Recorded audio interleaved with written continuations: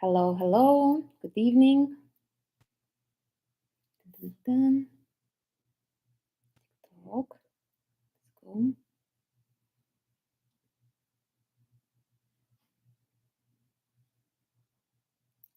Oh, like this.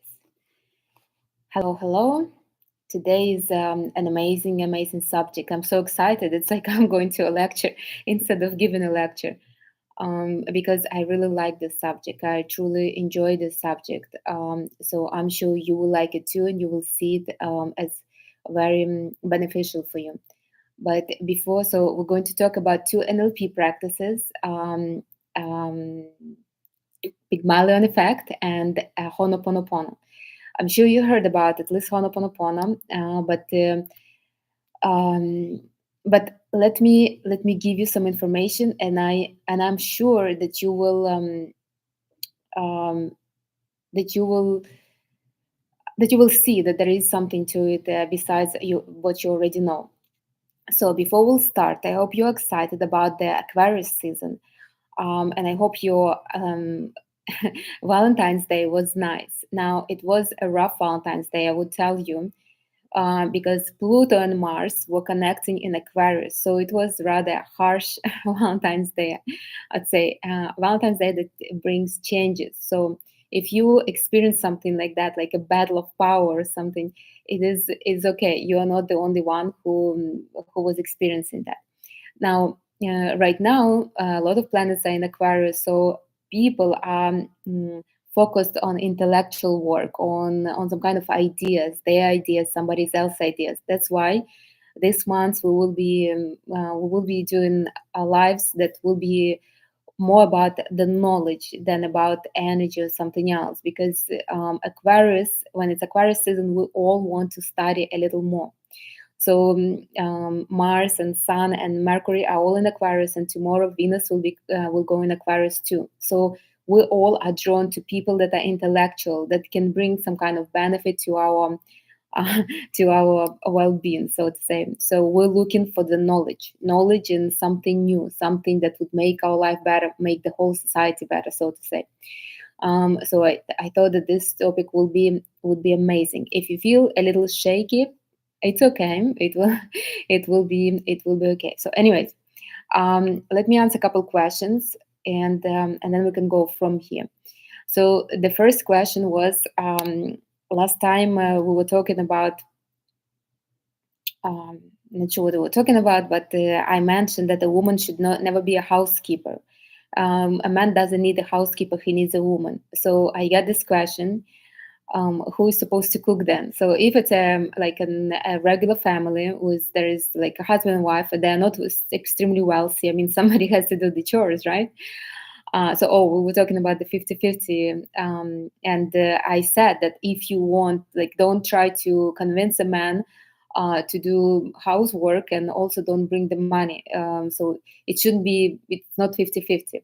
Now, um, who's supposed to cook? So if it's a regular family, right, with the medium income, I mean, obviously, I will tell you, it doesn't really matter who will be cooking. I know women that are enjoying cooking, so they don't do it as a chore. They do it as a pleasure. I know women like this. They truly, truly enjoy. Even when they're by themselves, they still cook, and then they give to neighbors, to everybody. I have a friend like this. So I am, for example, I never cooked. I don't like it. I mean, I cook once in a while. Obviously, I have to eat something, but if I would have to, I wouldn't cook. And I always had man, always met men that love to cook. So cooking is not really an issue.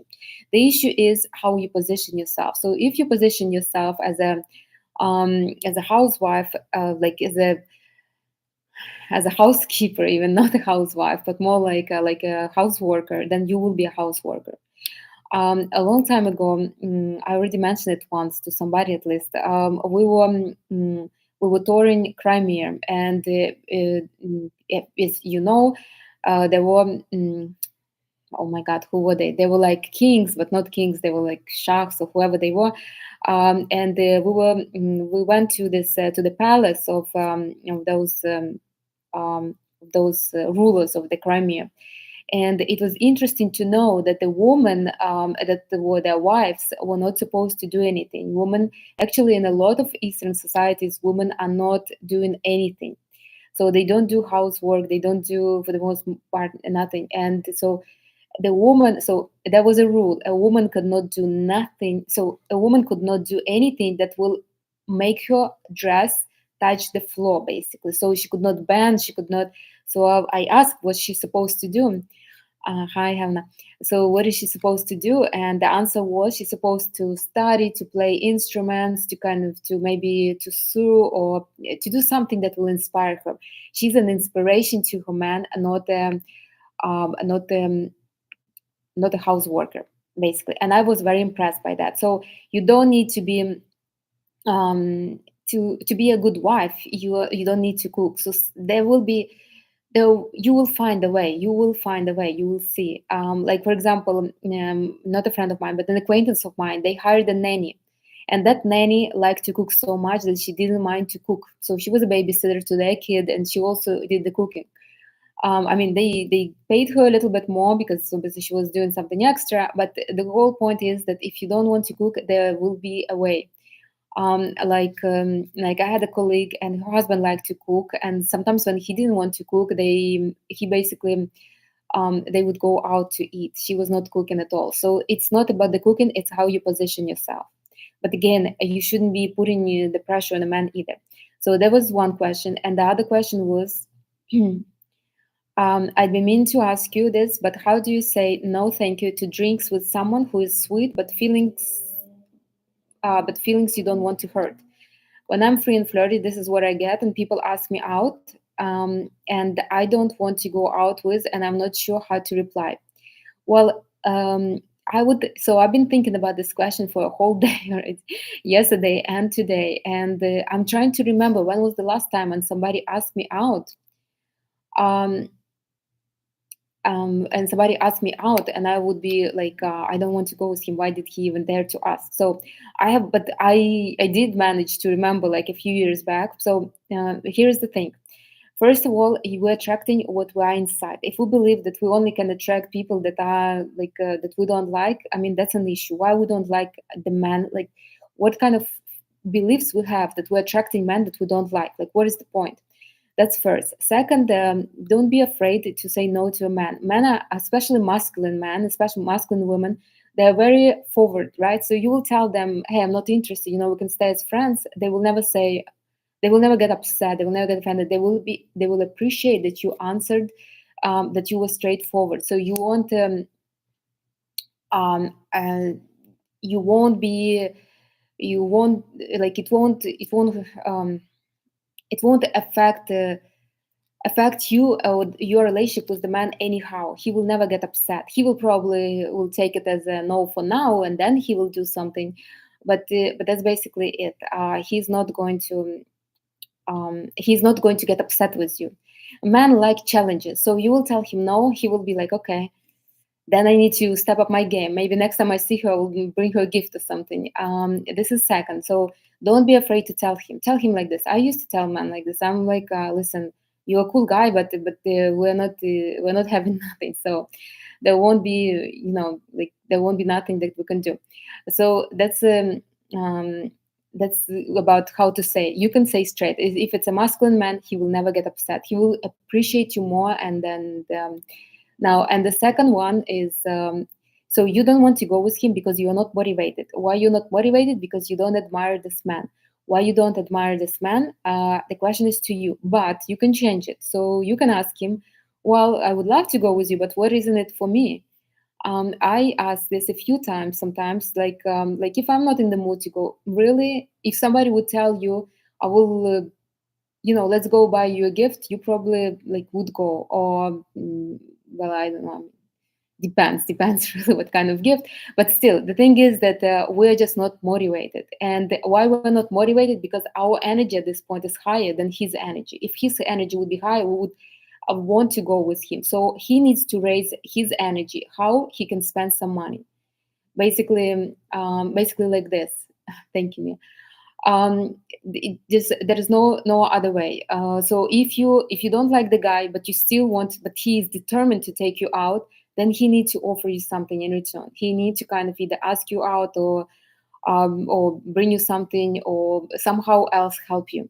Otherwise, so your energy will be even, somewhat even, and then you can go and enjoy yourself. Never go out with the guy if you don't feel anything for him. He will feel it. He will feel that you don't like him, and you just there to, just because you said no. And it's never a win-win. You start betraying yourself, they start betraying you. So don't do that. Don't do this. I remember a friend of mine. She was shocked when her no good boyfriend, that's how she was always telling us. So this is she started dating him because she was bored, and he was like not on her level. She's like from that society where they still have aristocrats or whatever. And she started dating, but she would hide him from everybody. She would not even tell her family. And then he started cheating on her. She was super angry with him because it's like the guy who's not even good enough for her, and he started cheating her. Why? Because he felt that it was energetically, he felt so. She basically was betraying herself just to start even dating him, and he started betraying her. So like that. Okay. So these are the two questions I wanted to answer, and let's get to the subject. So today we're talking about NLP practices. NLP is neuro-linguistic programming, and neuro-linguistic programming is basically rewriting your mind. So we can change our life if we will rewrite our mind. As you know, I'm a Reiki master, I'm an LP master. I like to work with energy and with mind. Just working with your energy will not be exactly enough, because we also need to change thoughts. We can increase the energy level, and it will push us to change. But if we are not ready to change our thoughts, chances are we won't be able to do. So let's talk the first one. So we're going to talk about Pygmalion Effect and Honoponopono. So I like both of them. I really like them. And if you're my client, chances are I used both of them on you, and not not not one time, but constantly probably. But I loved them before even I was taking clients. I was using them on my men, on my friends, sometimes even on my colleagues, because they are both amazing. And truly, we think that we're changing people, but in fact, we're changing our perception about those people. So we're working with our own mind. But it's easier to work with our own mind when we have somebody in mind, kind of. So the first one is Pygmalion Effect, or self-fulfilling prophecy. It is you probably know what Pygmalion is, right? So it is a from a Greek mythology. Pygmalion was a sculptor who made a sculpture of a woman, and he liked it so much that he fell in love with the sculpture, and the sculpture became alive. You probably know this story more from the play that was written by George Bernard Shaw, the British writer, Irish writer, I guess. And the story is called Pygmalion, and there is a movie that is based on this story with Audrey Hepburn, My Fair Lady, I think it's called. So the movie is a little different. There is a speech professor who picks up this girl that couldn't speak properly, and he basically teaches her how to speak, and falls in love with her, and then she falls in love back with him. So the this this is in short, this is what Pygmalion Effect is about. So it started first. This method was used very much in schools. It started first with the psychologist Robert Rosenthal and Lenore Jacobson. They started to work in schools with the school children. And I guess children are the most receptive because their mind is very fresh. It's open to kind of suggestions, so to say. So what they were doing, they were doing a lot of observations, and they were trying to influence the kids with their own mind. So what they were doing, they divided the kids, I guess, into groups, and the kids that they had the highest expectations of would exceed in their grades and in their overall school behavior. And the kids that they had low expectations of will behave accordingly, and they had low grades and not such huge progress. So that's, as I said, they never touch the kids, they never influence the kids, they influence the kids through their own mind. So the kids start changing only when they start changing their opinion about the kids in their own mind. So the kids were just there, and nobody was talking to them, nobody was saying them nothing, like it was absolutely just in their own mind. So then after that, I mean, it became an interesting technique. I think they even wrote a book, couple articles, and it started using widely. So this is how it works. There is four steps. Wait, so the example. I will give you like an example. If you believe that that you deserve to get salary increase, you believe that your boss will increase your salary, believes that you deserve to be like to get salary increase, your boss will start thinking like that. Then he will increase your salary, and then you will start believing that you deserve it. And like it's a circle. So basically, you're going in circles. For example, if you believe that your man is a cheater, he will have to prove himself right to you, and he will start to cheat because he will have to prove that your opinion is correct. um, Now, you remember I told the story about Edison. I think Edison it was, right? Who got a letter, whose mom got a letter from school that he was not very bright, and he needs to find a school for people, for kids that are a little slow. And the mom never told him. She said that the school said that he's very bright. And he never knew about it until the mom died, and he found the letter on in her things. So that's exactly what I said. That we like other people can influence. We can influence other people. Let's get to that. Um, so the problem with this, so this is there is four steps, right? In this technique. So first you decide what you want from another person. Then you project your attitude, your belief and your actions toward that person. So for example, yesterday was Valentine's. Let's imagine I want flowers from particular man. I wanted flowers from particular man. So I would think that he is not only generous, but he does want to give me flowers. So he will think that he does want to give me flowers. The second step, he start thinking like I do. The third step is that he will send me flowers, and the fourth step is I will reinforce that belief. So we're like it's going in circles. Basically, people are just reinforcing our beliefs. As I said before, we could not develop on our own. We need other people to help us develop, and this is exactly how it works. The problem with this technique is that sometimes and very often our mind um, is our ego, I would even say, staying on the way of us of developing. For example, if I will start thinking to myself, oh, this guy, he wants to buy me flowers, but if he never bought me flowers, my mind is going to protect me and say, listen, he's not, he never did, he's a greedy guy, like this. So my ego will protect me from a disappointment again, and I will do and at one point I will believe it. If I will not be firm, I would believe, I'll say, yeah, you're right. What are the chances that he will buy? Like, if he never bought before, why he didn't buy? Because I probably didn't believe that I'm deserving of flowers. So that's another question, but still. So also our ego tries never to think better about the others. It's very hard, really, very, very hard for us to think better than we already think about somebody, because it's almost impossible. Now, me, I always been like, why I like this technique so much. I would rather see good in people than not so good. I don't know. Maybe you like. I even heard people would say that I'm maybe gullible, like when I was younger, or too naive. But I would rather prefer to see in people good and the advantages, the disadvantages. Like, I would give the benefit of a doubt, and they usually would show me. Yeah, of course they would show. Sometimes they would show me other sides. I mean, that's not my first day or my first months on this earth. So I did had my disappointments, and people are showing me those disappointments now. Well, not now, but before.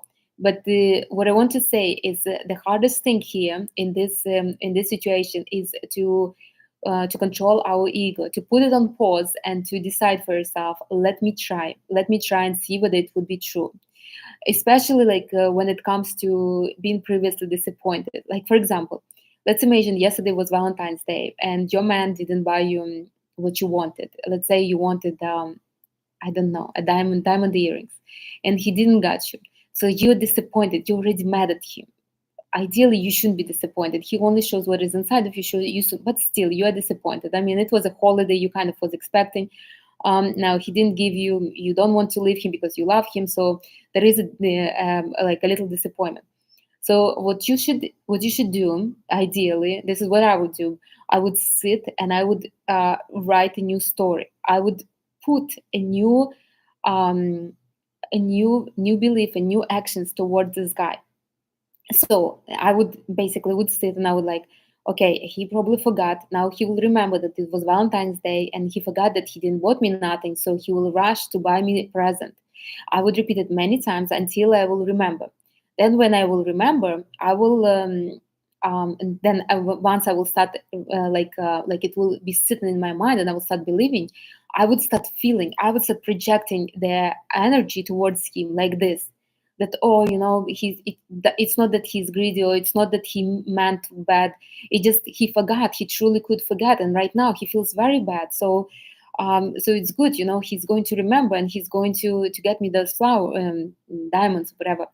And he will remember this. He will start thinking like that. He will start thinking that you know, maybe I should get her diamonds. Like, why didn't I? And he will probably go and buy diamonds, or at least he will call you and arrange something. Maybe it's the budget, diamonds are not in his budget. What I want to say is, it's that easy to influence the people, but we need to influence ourselves first. And the hardest part here is to overstep our ego somehow, because the ego will protect us as much as it can. Like it will fight for us. You see, for our mind, for our ego, it is better to get disappointed in a guy, brush him off from our life, and just move on, find another one, like this. But um, there's no point, because what are we going to go to change one guy after the other? Like if there is chemistry, if there's sexual attraction, we shouldn't be changing the guys. We should change our perception about him and use the Pygmalion effect for him to change.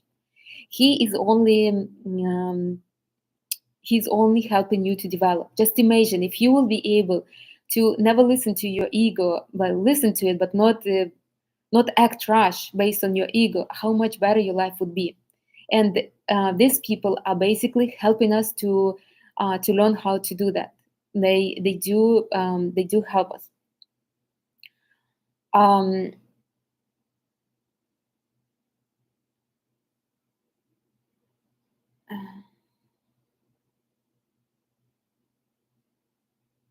little break. so so yeah, that's basically it.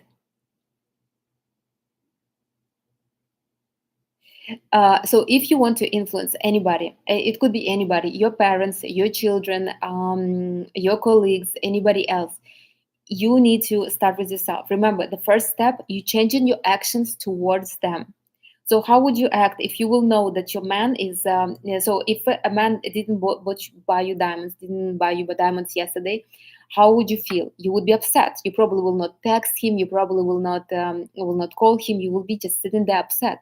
Now, if you change your mind and believe that he just forgot and he remembered now and he's feeling super guilty and he's searching for those diamonds everywhere, how what would be your actions? Well, if he will write to you, you will respond like normal, because you loving him, and you're feeling good towards him, and you know that he's doing everything in his power to amend that situation and to kind of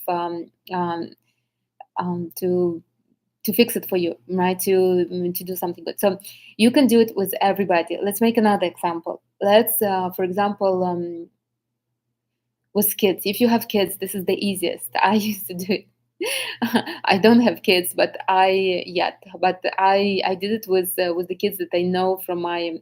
I will even tell you yesterday, but I will tell you a little later. But no, actually, I can. Yesterday, I was visiting my friend, and she has a daughter. She's 13 years old, and she's very beautiful, bright girl. She's 13. I didn't, so she has a boyfriend. I didn't even know you can have a boyfriend at 13, but I guess you can. I mean, a newer generation. So this is what she was doing. So she came when we were. I was with my friend, and when she came from school, she was like all bright, and she was like so happy. And I'm like, so I started talking to her, and she's like, this guy, my boyfriend, he sent me such a message, like such an amazing message. And I was like, that's amazing. Did he give you something? I mean, they're 13, so I obviously project like a little. I didn't know that 13-year-old they can love each other, but they could not give gifts. So she didn't even had it in her mind. But because she felt so good towards him, and the I put in her mind that he should give her something. The guy wrote that he is going to give her something. So this is the point of Pygmalion Effect, that we can change people around. We can. How I use it in my life. I use it with everybody, honestly, because it's better for me.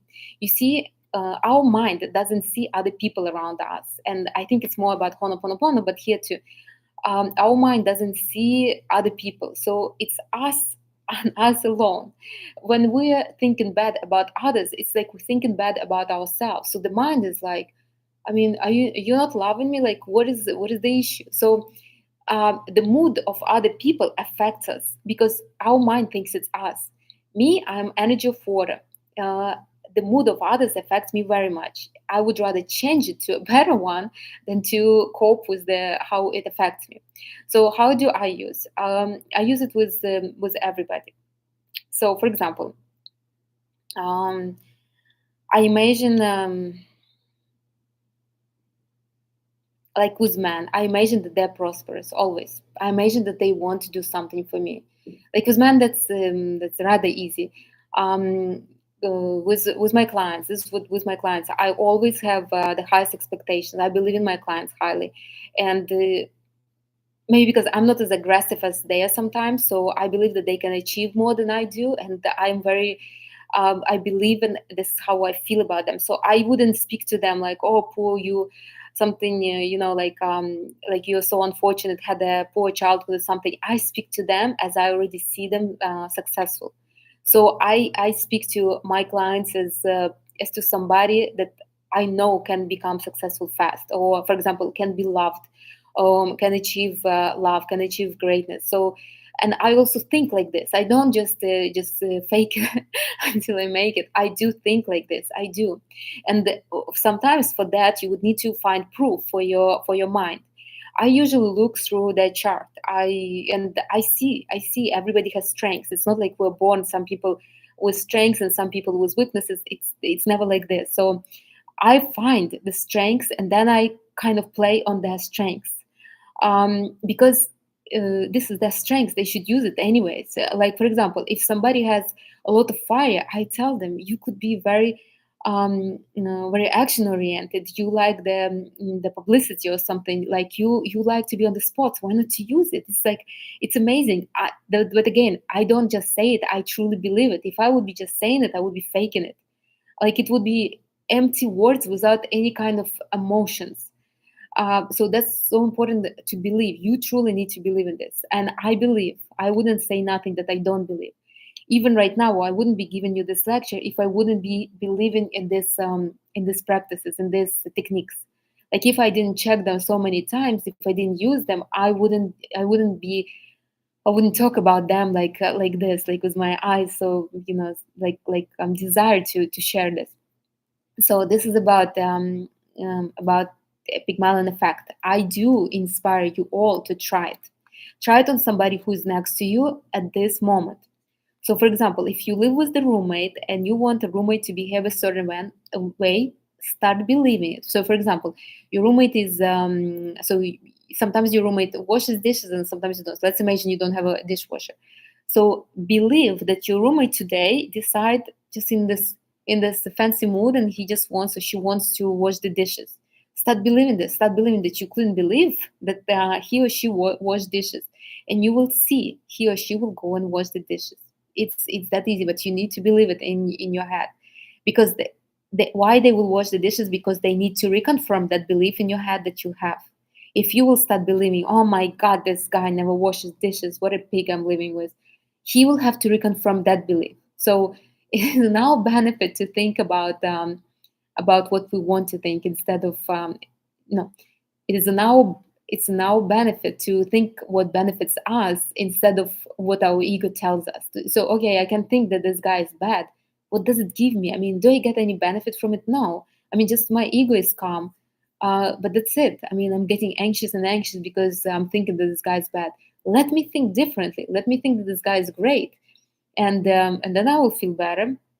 Then the guy will start acting better. I mean, again, the only trouble is to overstep the ego. Once you overstep the ego, it's all easy. It's hard, especially if you have different proof in you. So that's about Pygmalion effect, self fulfilling prophecy. It is. If you want, you can read about it more.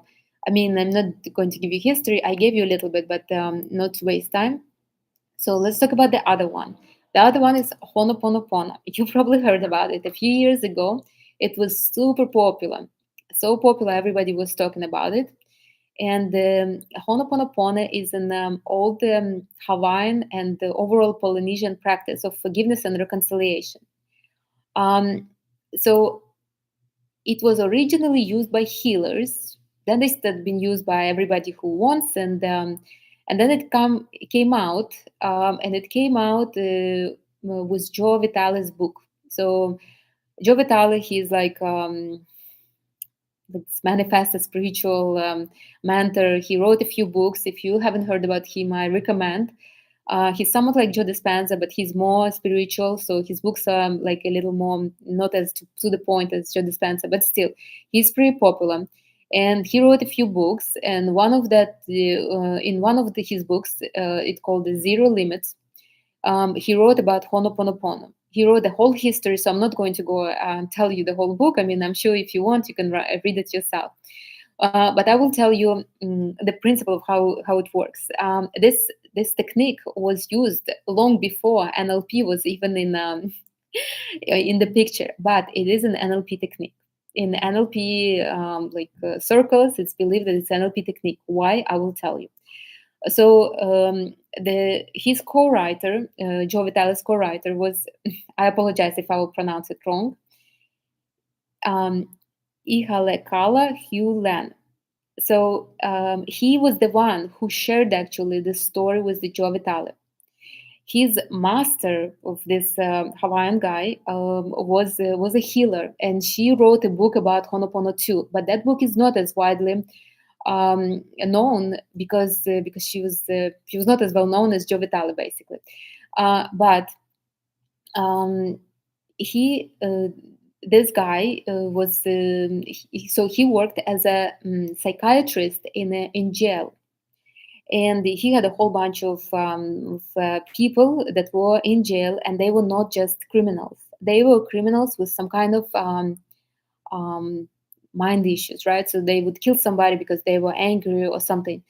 And there were a lot of people. So I don't remember all the details, but if you are interested, you will read about this. So what he was doing, he was using Honoponopono on all of them, and within like couple of years or so, all of them were released because he was able to heal them without to heal their issues without them even knowing it. And how he was doing it, he was basically um,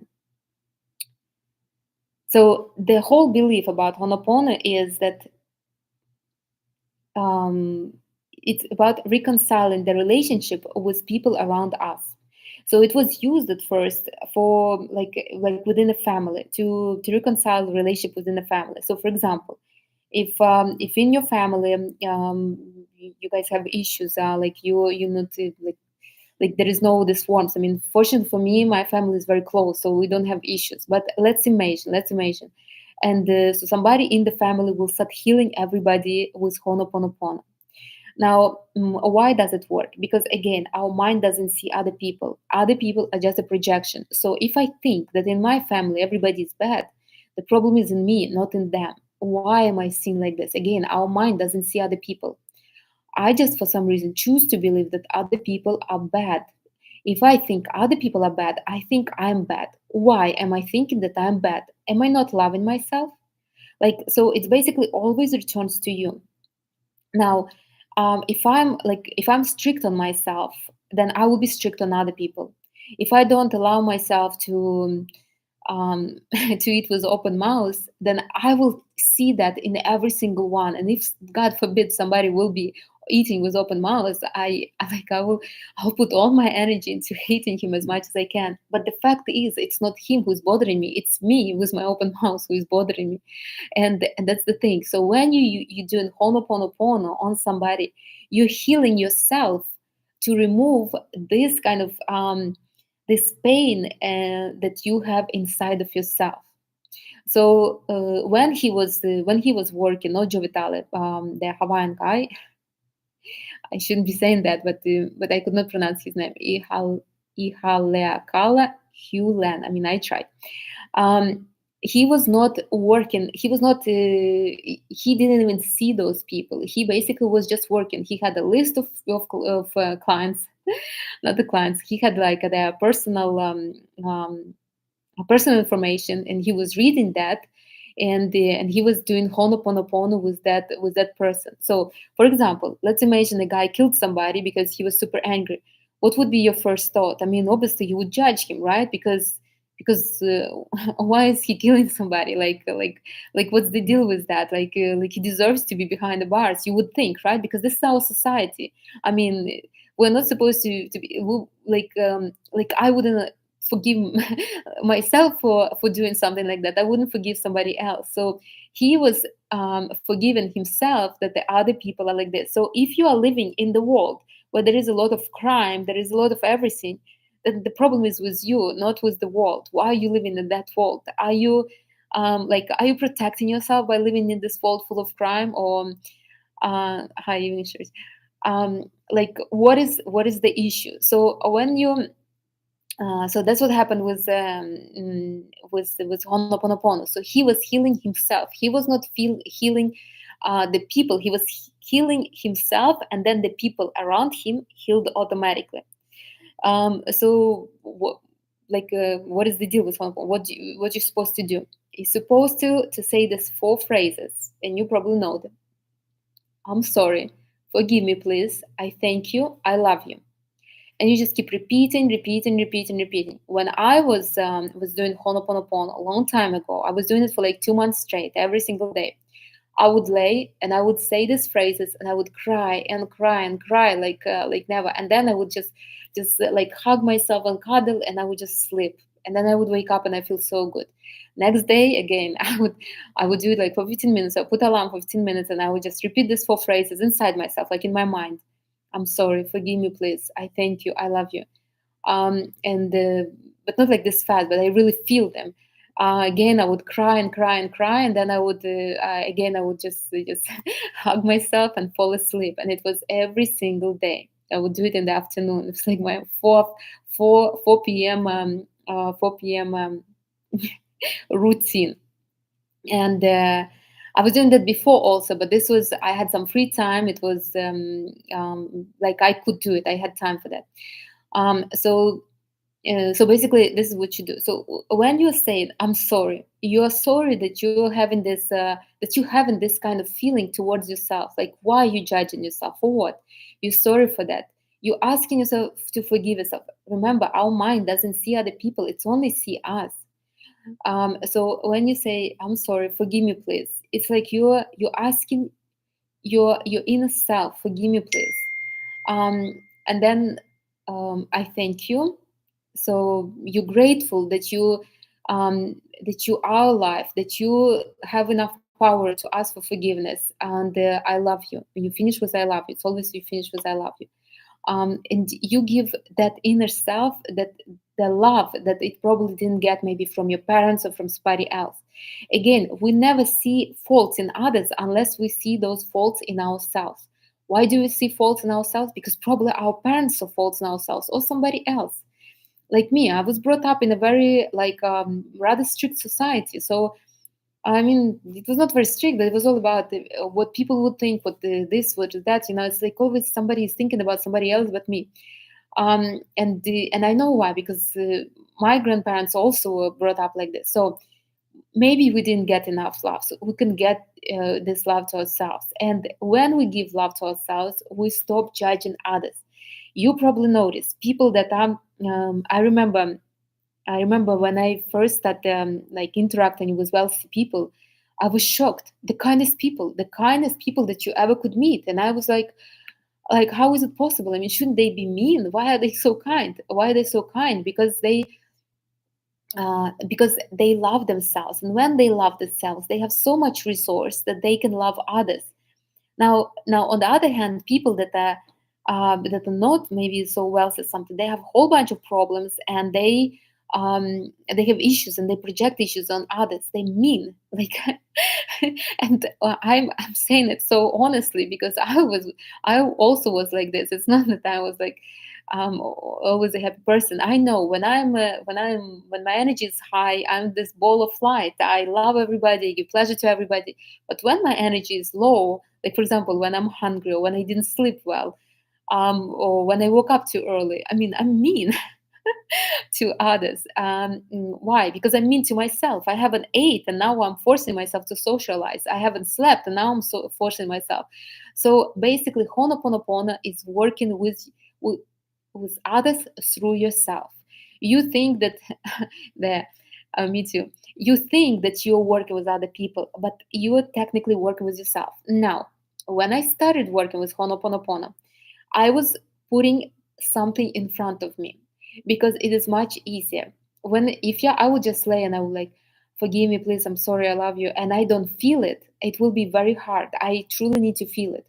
Now, in the beginning, our heart is closed, especially those of you that don't work with me and don't work with your heart, with your energy. Your heart is probably has this like a wall against against everything. So it would be very hard for you to feel this phrases. So you can do it with somebody else. For example, I did it with my father. And you will be surprised, because I never had problems with my father. I loved my father very much, and he loved me. But he died early. And I think deep inside, I kind of felt, maybe I felt a little guilty that he died, or maybe I was sorry that he died. Maybe I was blaming him a little bit that he died. So I started with my father. One of my mentors told me to do it with my father.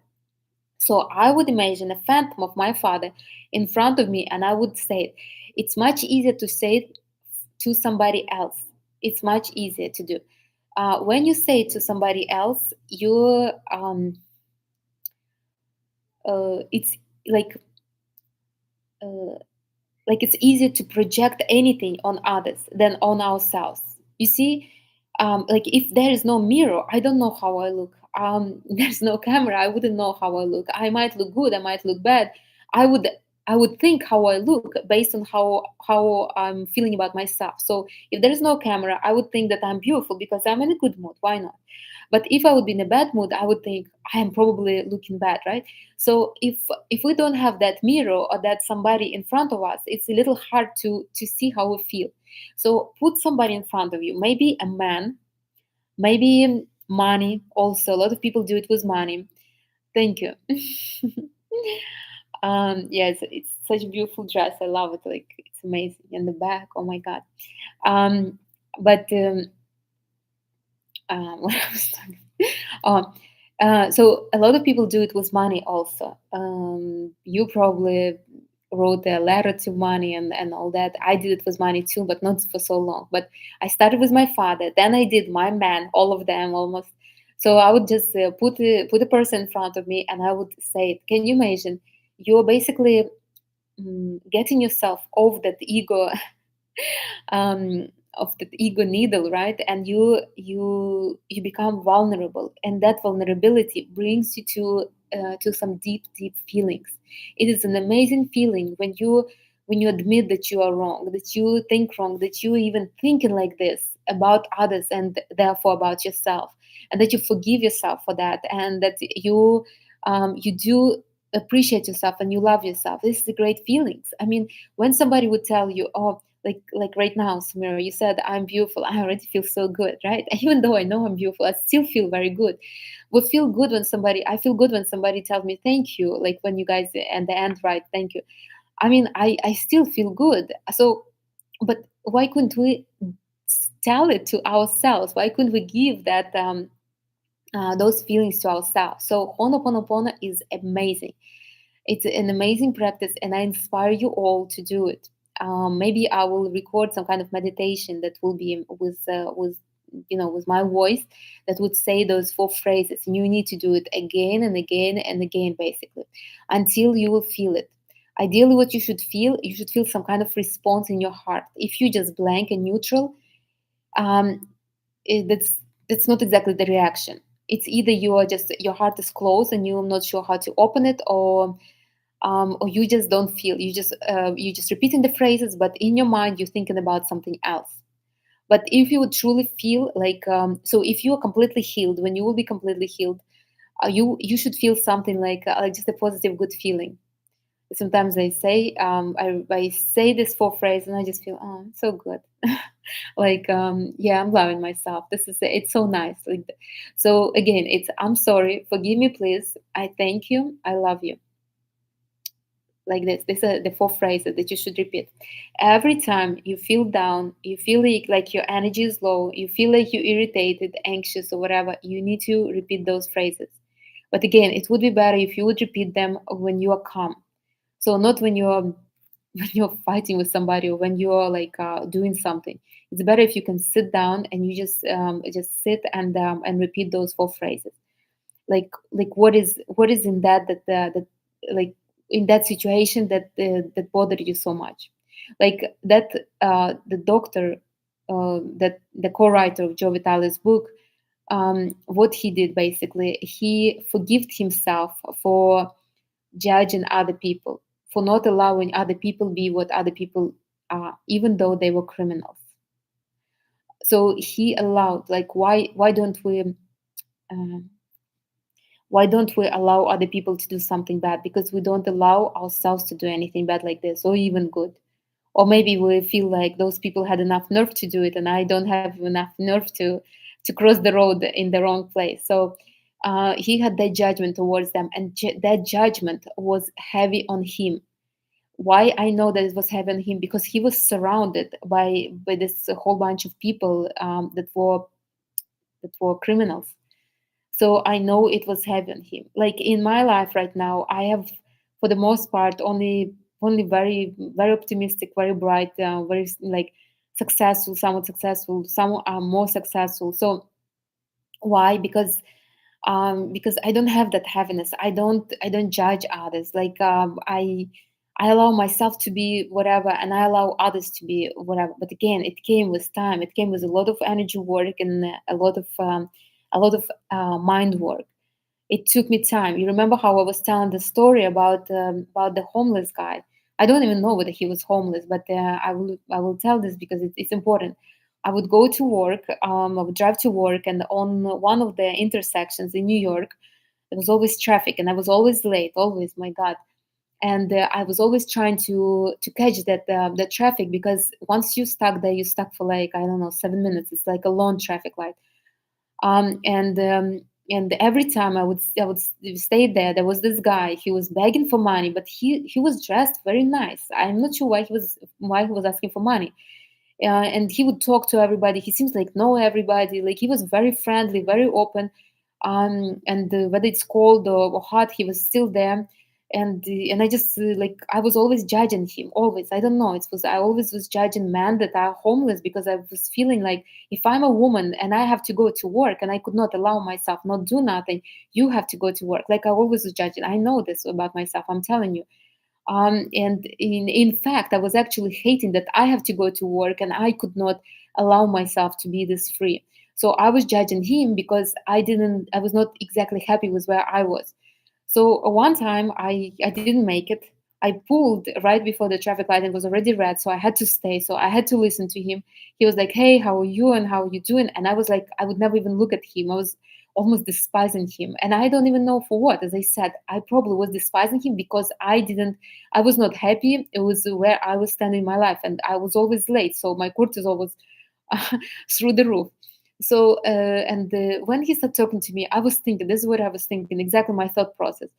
I was thinking, this guy, never late, always stays here. What time does he wake up to come here so early? We should hire him because his work ethics is so high. I can't believe him, and he's like looks so impeccable, and and he doesn't look like a bum. He's always clean, shaved cleanly.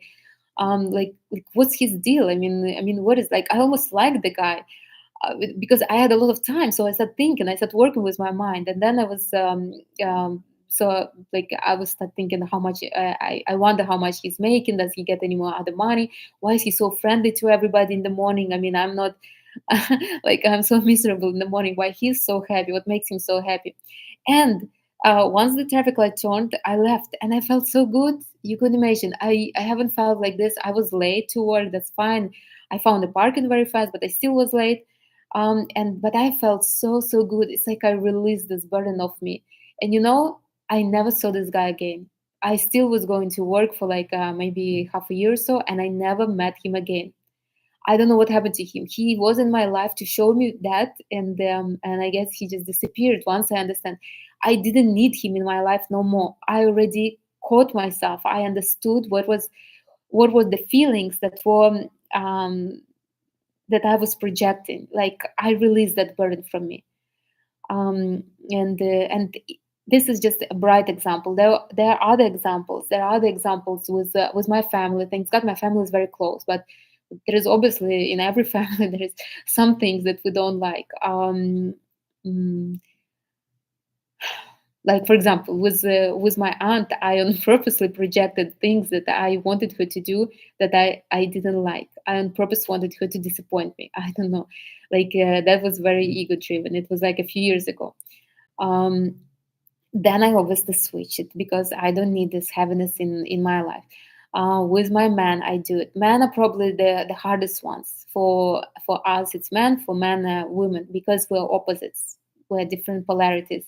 So it will be always hard. It will be always hard to kind of to change your mind. But once you do it, you become limitless. Once you're able to control your emotions and your mind around your man, it just becomes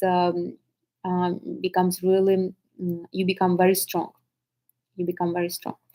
And if you learn how to do it with a man, then you can do it with anybody. Honestly, with man, it's probably man, and then your kids. If you have kids, this is also the hardest. Parents too, the people that are the closest to you. And why the men are the hardest? Because they're opposites. They're in law of polarity. We are opposites, so it's always hard to manage the opposite.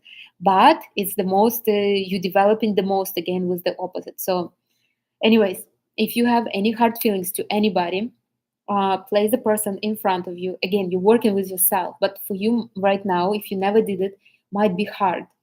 And just repeat and repeat and repeat. You can even imagine, if you have wide imagination, how he feels, how he like his facial expression. Like with my father, because my father died, and I missed him a lot. So I felt like he would come and hug me after. Like look, there's a sun. My God, creepy. But yeah, that's how I felt. Because I needed this, so I felt like at the end of those 15 minutes, I always did 15 minutes. I don't know why. I felt like he would come and he would hug me. But it was not really him. Obviously, it's a phantom. It was me who was given this love. I allowed myself this weakness, this vulnerability, and the love, and to I allowed myself to feel, to forgive myself, to feel sorry for myself, to be thankful for myself, and to love myself. And that's basically it. So if you have anybody that you have hard feelings, you don't have to tell them this. They will start acting differently. That's another thing. The same as with Pygmalion Effect. The same will be with Ho'oponopono. Why all those inhabitants of the jail were released? Because they start acting differently. That's the thing with people. So who knows? Maybe that homeless man that I was that I was judging for so long, maybe he found a job. Maybe he got a great offer. Yeah, I don't know. So that's basically it. So if, for example, you're upset with your mom or something, I always tell to do it on your mom. My clients, if they have issues with their mom, um, then do imagine your mom in front of you. You don't have to talk to her. You can just imagine her and just and say this, and your relationship with your mom will change. You will see. I do it sometimes with my clients. I obviously don't tell them, and I don't do 15 minutes, but at least 5 minutes I do. When I see that the client is desperate, or when a client is like lost, or when a client is, obviously I send energy, so I need to make sure that the energy goes with the good thinking, right? And I can control the situation. But sometimes when I'm like, okay, seems like too deep, I start doing Ho'oponopono. So I would sit for like maybe 5, sometimes 10 minutes, and I would just basically do it, because I understand if a client is like this, it's something inside of me that doesn't that I also don't accept. I only want, maybe I'm too, like, I have too high expectations of the clients. I want them to develop faster. Maybe I don't allow them to develop in their pace, kind of.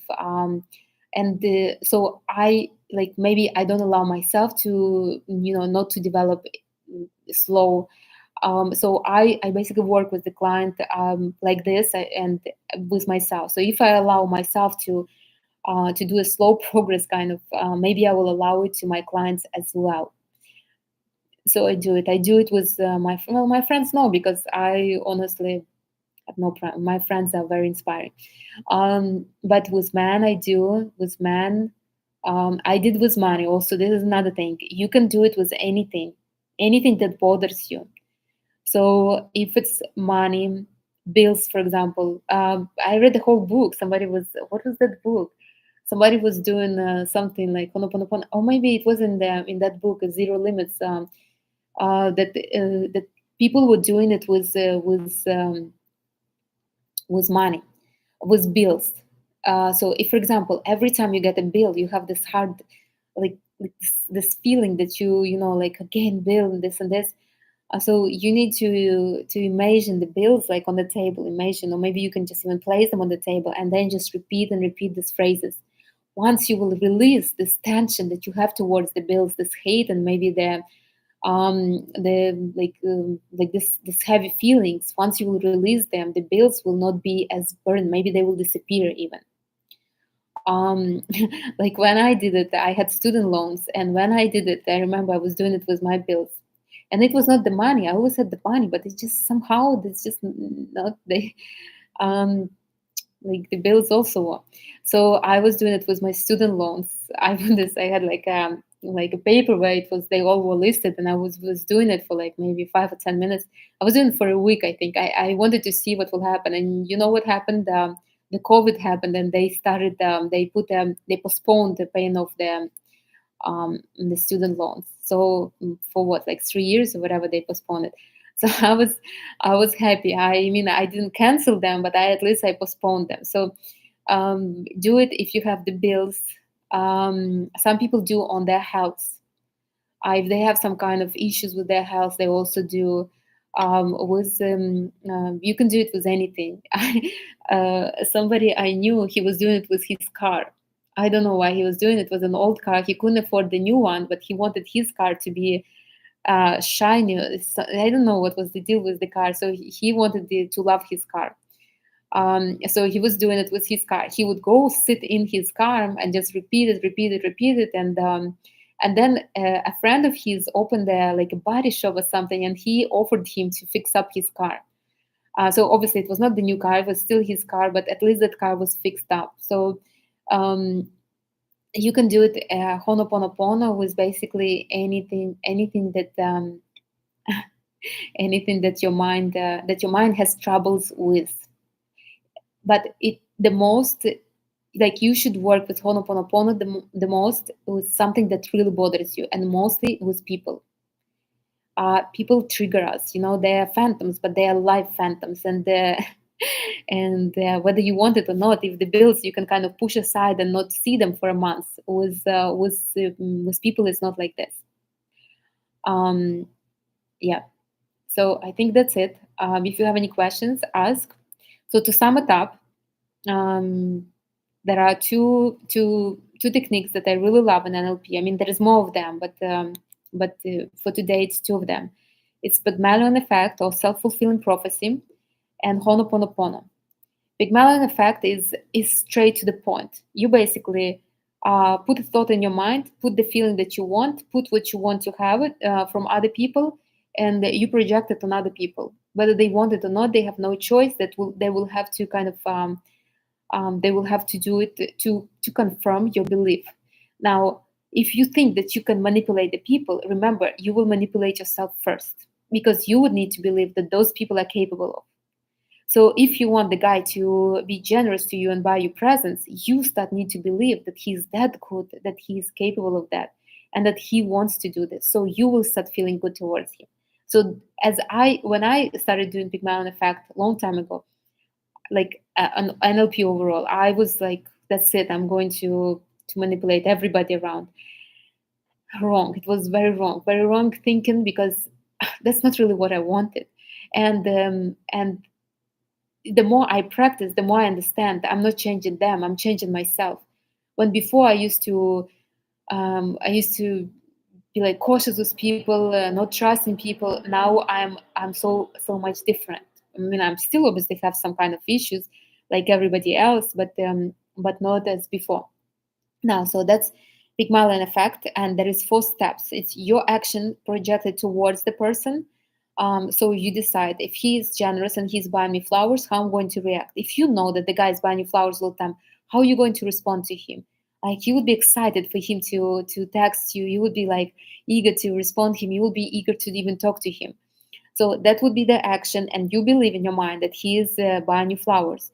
He will start thinking like that. Oh my God, she's so, because he will feel energetically, and you know, like your approach, right? Your input.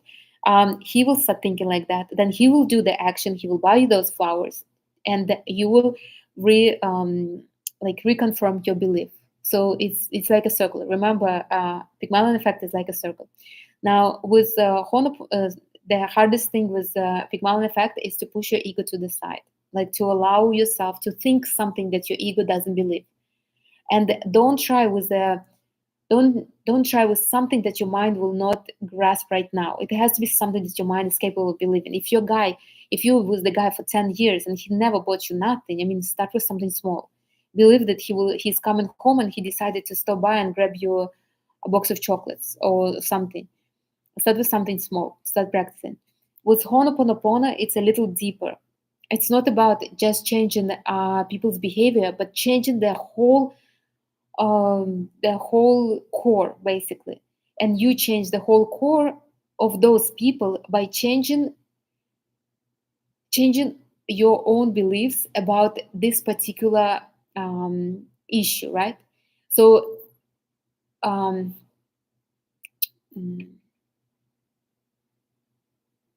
like for example, a few months ago, you probably see in California there is a lot of people that are stealing. They come in and they grab everything from those designer stores, and they just carry out like a whole bunch of everything, right?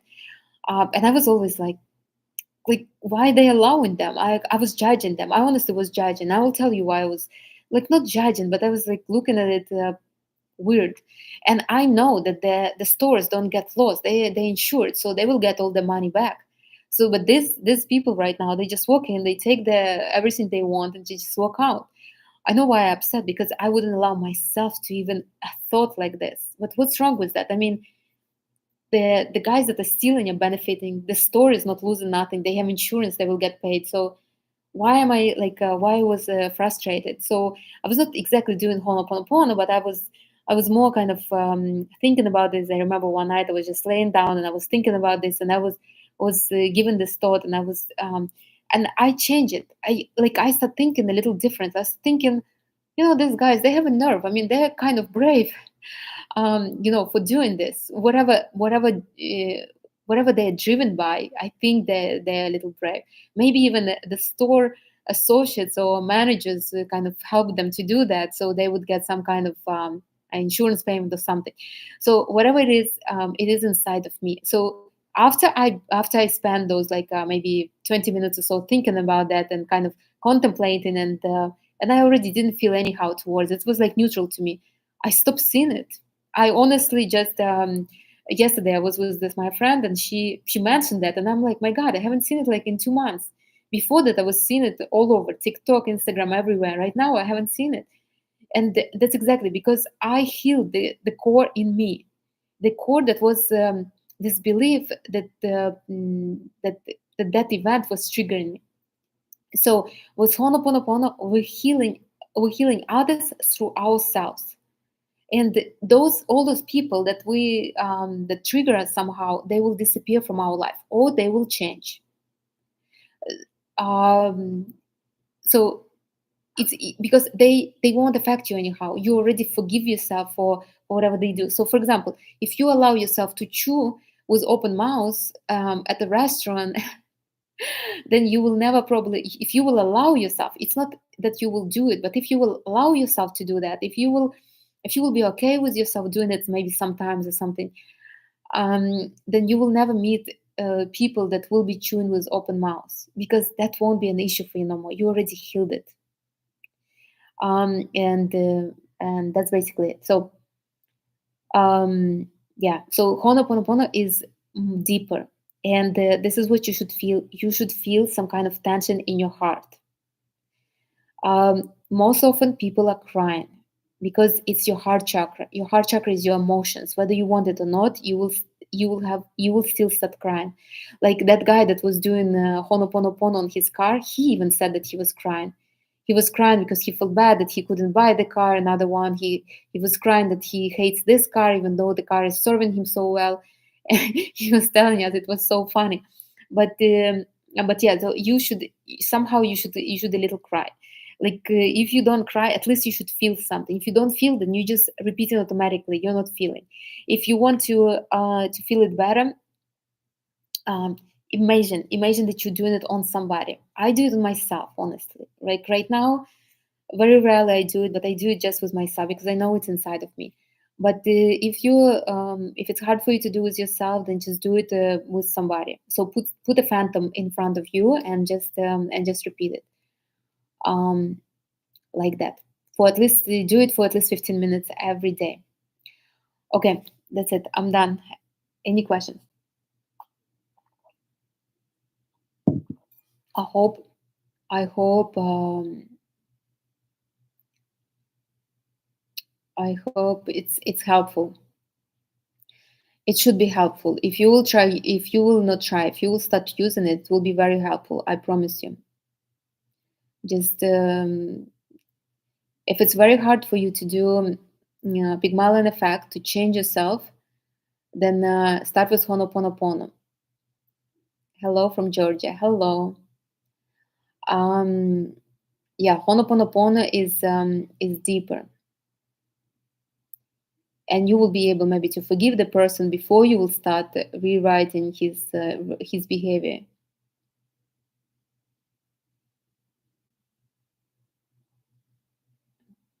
Let me see. Okay, if no question, then that's perfect. Also, I answered this, I answered that. Okay. On Sunday, we're meeting at 11 a.m. to talk about systematic approach to life. This is also energetic, but it's more mind game. Mind. This is based on the work of Bert Hellinger. Bert Hellinger was a German psychiatrist, psychologist. He spent 40 years kind of working. You probably know him by family constellation, but family constellations is not everything. He has a much deeper work. So we're going to talk about that. And if you have issues with something, that means that you're on the wrong spot in the system, and that's just it. So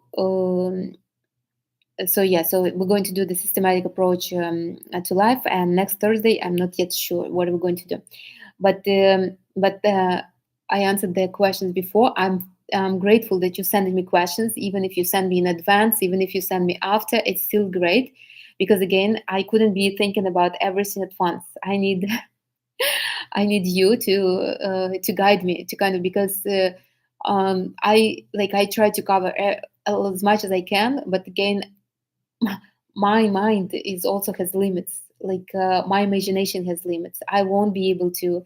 It's like the 13-year-old girl yesterday. If I wouldn't tell her that the guy she's supposed to give her something, she would never even wrap her mind about it. So it's always good when somebody else gives an idea. I also want to remind that I'm going to make a WhatsApp chat, and we're going to develop together. I'm going to do every day, every week task, and we're going to do it this way. I'm going to make sure that you are doing it. So if you want to be in that chat, it's going to be free for now, at least. I don't know for how long, but still, write me and I will add you there. I think WhatsApp will be probably the best. And remember that I do have a course. So if you're ready to work energetically on yourself, you can get that course. It's on Udemy. I'll put the link. If you are not, then don't buy it. Don't waste your money if you will not do the energetic exercises. These are tarot practices that I was doing myself for many years that I still do. Well, I do more progressive ones. Those are those are hard too, but I do more. I already do more. But if you can do that, if you want to develop your femininity seriously, then you can get that course. But again, only if you are going to do it. If not, don't. And I think that's it. If you know anybody else who will benefit from that, from being in WhatsApp group, let me know. And obviously share with them these dialogues if they're useful for you, and maybe will be useful for somebody else. That's how I got into NLP, honestly. Like by chance, somebody said something, and I was like, oh, I got into most of that like this. So because I'm not masculine, so I'm not looking for information. I get information when somebody mentions it. Okay, so that's it. I will see you on Sunday at 11 a.m. We're going to speak about systematic approach in life. Prepare your questions and see in which area of your life you have issues. So come with that. Come prepared with that. Because if you have issues, then you're not on your place, and it will be deep. Will be long, but still it will be helpful. So I'll see you on Sunday at 11. Thank you very much for being here, and enjoy your Thursday evening. Again, if it's rough waters for you, it's okay. Pluto and Mars fighting right now. They're not fighting, but they're joining together. It's basically a battle for power right now. Welcome to my world, Scorpio stellar. So it's okay. It will pass. You will see. Just stay cool and stay feminine. Enjoy your Thursday, and bye, everyone.